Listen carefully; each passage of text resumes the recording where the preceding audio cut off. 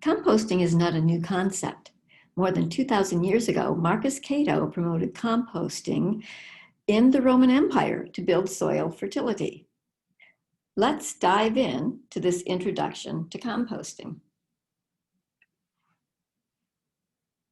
Here is our agenda: why we should all be composting, how it will benefit you, your garden, and our shared environment. Your food scraps are a valuable resource, so don't throw them away. Second, we'll talk about how to compost with a brief overview of the science of composting and how to fit it into your lifestyle. And third, we'll talk about structures. There are many types of composting structures and ways to compost, so we will survey your options. There are many benefits of composting. Adding compost to your garden or your lawn adds beneficial microorganisms, which build soil health. Composting is recycling, and it can reduce greenhouse gases. Let me explain. Composting fights climate change. Let's take a look at these facts. Globally, 1.3 tons of food is wasted per year. In the United States, we waste 40% of our food, and half of what ends up in our garbage could actually be composted instead. Almost a quarter of that waste is food waste. And food waste in landfills is a significant source of methane gas, while methane gas has 25 times the global warming potential of CO2. First, a definition. What is compost? Compost is decaying organic matter that contains living organisms. What is composting? Composting is human-managed decomposition of organic matter. There's actually no way to fail at composting because eventually all things decompose. But if you want it to happen faster, you can create a friendly environment for the elements of decomposition to work faster. Composting is the recycling of excess kitchen, garden, barnyard, and other organic materials. When you compost, you are reclaiming these valuable nutrients.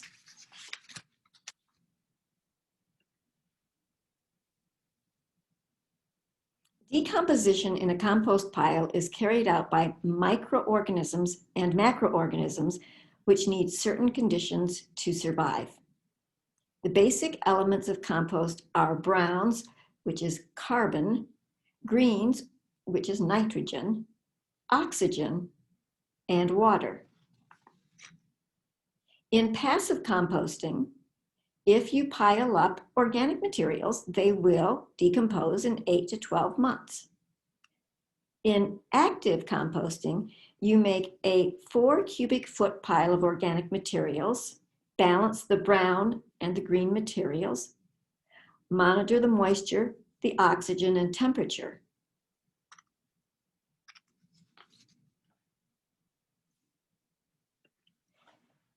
Think of your compost pile as your own microbial farm. It is a food web of chemical and physical decomposers. So who is really doing all the work in your compost pile? Read this illustration of the food web of the compost pile from the bottom and follow the arrows up. There will be chemical decomposers, which include bacteria and fungi, and physical decomposers, which include earthworms, mites, centipedes, beetles, and ants, for example. Your goal is to attract a variety of decomposers. To give you some perspective on the magnitude of life in the soil, 1 tablespoon of soil can contain 6 billion microorganisms.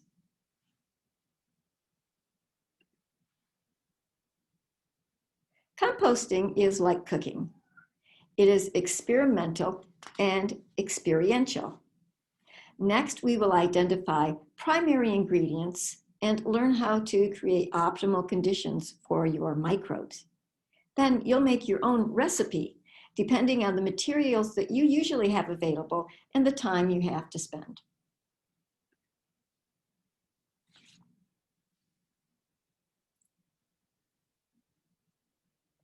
Microbes, like us, need a balanced diet. We call this the carbon to nitrogen ratio.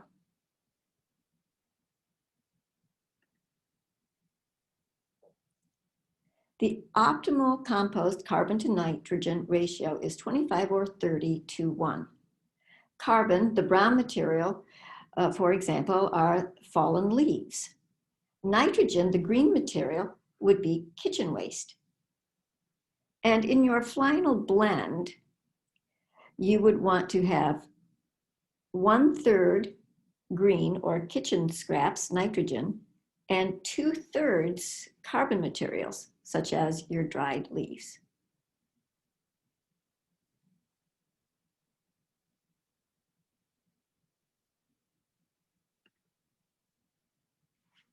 Let's talk about some things you can compost just to get you started.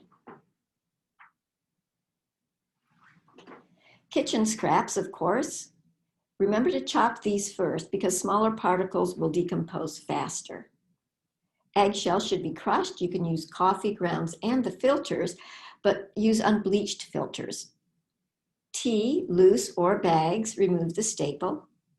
Paper bags, cardboard boxes, paper plates, all of these, make sure there's no waxy coating.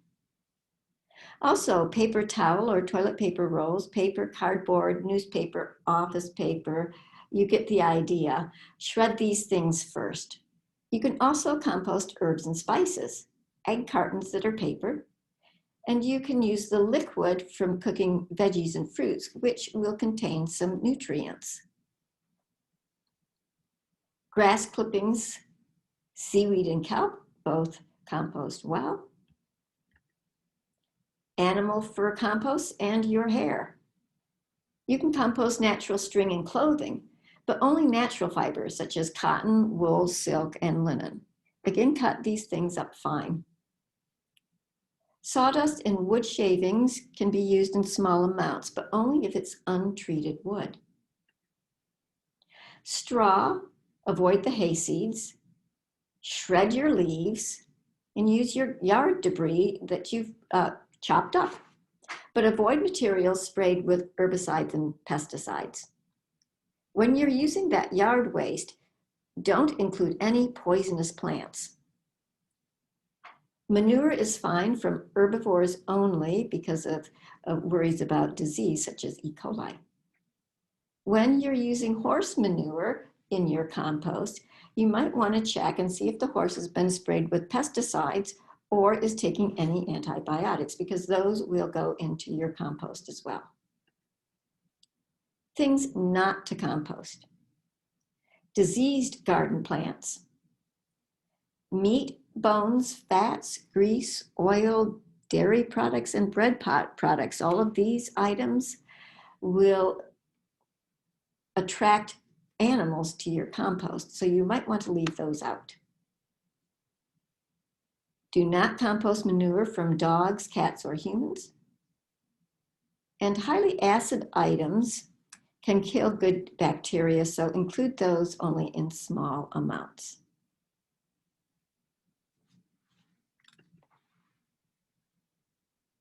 All living things need oxygen.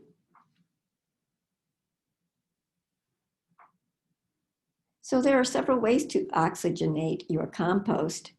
You can start with laying sticks at the bottom of the pile to allow air to flow in through the bottom.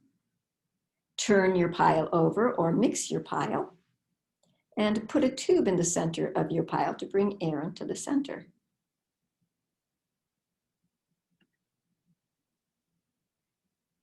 Microbes require water.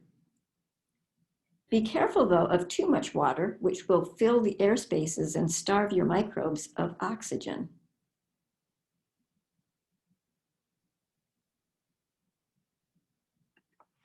You can practice hot composting or cold composting.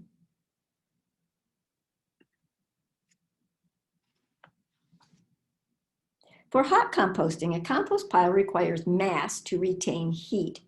It is the microbial activity that produces the heat. The optimal size of the compost pile is 4 feet by 4 feet by 4 feet. The optimal temperature range would be then 135 to 160 degrees Fahrenheit. At 135 degrees Fahrenheit, pathogens will be destroyed.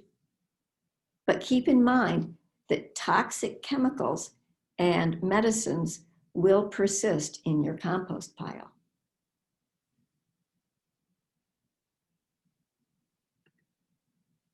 Some of the benefits of hot composting is that it happens faster, 4 to 8 weeks. Hot composting will kill weed seeds and kill most pathogens. But on the other hand, it will require more time and labor, and you must have enough material at the same time to build that 4 by 4 by 4 pile.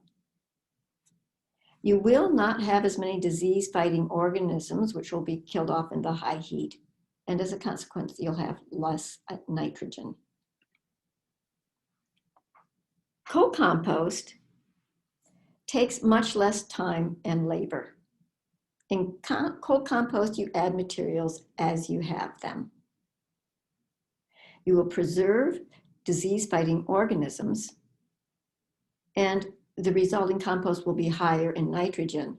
So in cold compost, you are not worrying about building that big 4 cubic foot pile. You're just piling things up as they come along.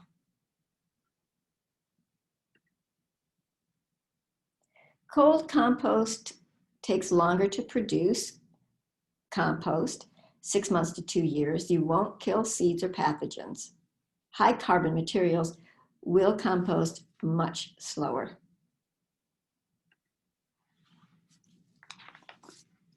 Let's take a look at some compost systems.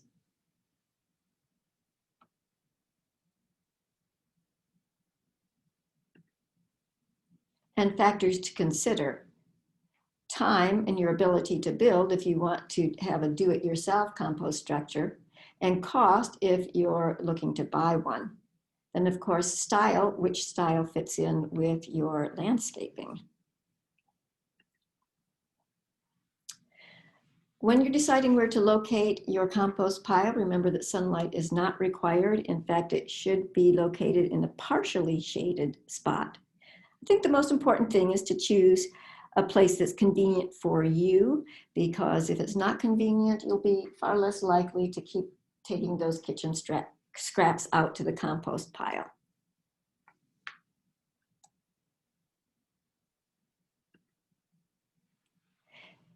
Here's an uncontained pile of compost that looks like they may be doing hot compost. It's a large pile, and you can see that it's easy to turn in this form. This is an open pile as well, but contained with the hardware cloth and 2 posts, which is very inexpensive to make. Here's a compost bin. I have one of these and I find it very handy, just piling the materials in the top, and eventually they decompose, lift the bottom for your compost when it's ready.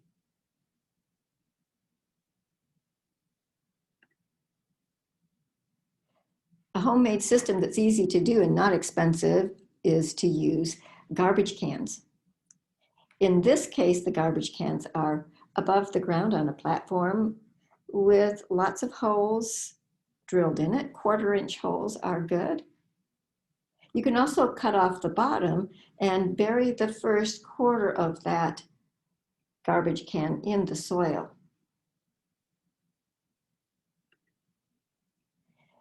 This is a classic 3-bin system. You start in the first bin, adding your materials when they begin to decompose.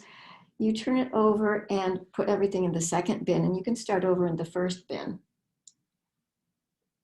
And then a little while later, more decomposition happens, and you take the second bin and put it into the third bin to let it finish composting. This is the compost system at the Guilford Community Garden. You can see on the left side of your screen, we have a very huge pile of compost. We use hot composting there with temperature control. We try to heat it up as much as possible by balancing everything as we talked about. And we usually use a thermometer in the center just to keep track of how hot it is. Then we have several bins that we can use a fork and throw the compost over as it decomposes, and that also helps to turn it. In the second view of that same space, you can see the compost starting to decompose. In fact, it's almost ready to use. You don't really see any recognizable pieces in that bin, the second to the last bin. And you know it's finished when it smells like fresh, sweet earth. Here's another inexpensive do-it-yourself system, which is simply 3 milk crates.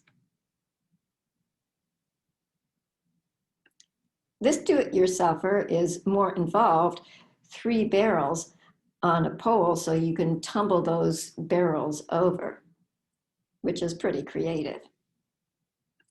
This is a purchased tumbler. So I would use caution if you decide to use one of these, because it really is quite difficult to turn it over once the material is in there. It looks like it holds a lot, but it gets heavy and it sinks to the bottom, and then you have to push it over, and it's not that stable. This one I think is better. It tumbles and twirls around, so it mixes the compost, but it's smaller, and you have 2 systems. So the first tumbler there, you use, put everything in it, it gets full, you keep turning it and tumbling it. Then you stop putting things in that first side and go to the second side, fill that one up. Meanwhile, you're tumbling both of them. And theoretically, when the second one's full, the first one's ready to empty. Here's some easy problem solvers. What if your compost has unpleasant smells?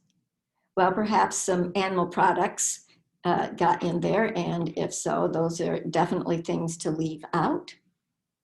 Maybe there's insufficient air circulation. If so, turn your compost more often. Perhaps it's not getting enough air. Drill more holes if that's available to you, or simply make more air spaces in there by opening it up a little bit. Sometimes your compost might be too wet. Maybe you've added too many greens, too many food scraps, and not enough browns. If you see that's a problem, add shredded paper, chopped leaves, or straw to your bin. And of course, it could be too dry too. If your compost gets too dry, you'll add a little water. We talked about backyard wildlife, maybe visiting your compost. So if you are using a bin, make sure to secure the lid.